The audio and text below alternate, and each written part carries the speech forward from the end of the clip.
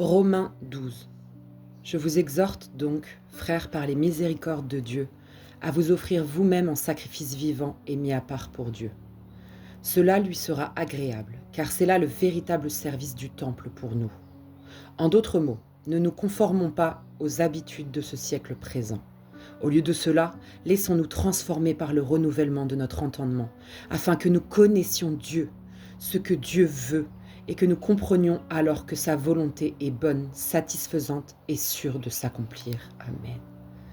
Car je dis à chacun d'entre vous, par la grâce qui m'a été donnée, de ne pas avoir une opinion de vous-même plus haute qu'il ne le faut. Développez au contraire une appréciation modeste de vous-même, selon la part que Dieu a donnée à chacun d'entre vous, à savoir la foi. Car de même qu'il y a plusieurs parties dans un corps, avec une fonction différente pour chacune d'entre elles, ainsi, nous qui sommes plusieurs, en union avec le Christ, nous ne formons qu'un seul corps, dont chacune des parties est dépendante des autres. Ainsi, nous avons des dons qui diffèrent et qui sont destinés à être utilisés selon sa grâce, selon la grâce qui nous a été donnée. Si votre don est celui-là, celui de la prophétie, exercez-le en portion de votre foi. Si votre don est le service, exercez-le en servant. Si vous êtes enseignant, exercez votre don pour enseigner. Si vous êtes conseiller, exercez votre don pour réconforter et exhorter. Si vous donnez, faites-le dans la simplicité et la générosité. Si vous êtes au poste de leader, dirigez avec diligence et zèle. Si vous exercez la miséricorde, faites-le dans la joie. Que votre amour ne soit pas visible seulement de l'extérieur. Ayez du dégoût pour ce qui est mal et attachez-vous à ce qui est bon.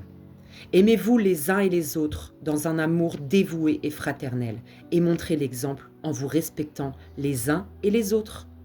Ne soyez pas paresseux quand un travail pénible survient, mais servez le Seigneur avec une ferveur spirituelle.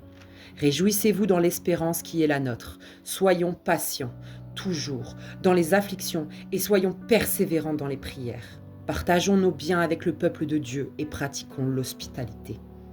Bénissons ceux qui nous persécutent. Bénissons-les et ne les maudissons pas. Réjouissons-nous avec ceux qui se réjouissent et pleurons avec ceux qui pleurent. Soyons attentifs aux besoins de chacun. Ne nous croyons pas meilleurs que nos frères, mais faites-vous amis avec ceux qui sont humbles. Ne soyez pas prétentieux. Ne rendez pas le mal pour le mal, mais efforcez-vous de faire devant les hommes ce qui est bon.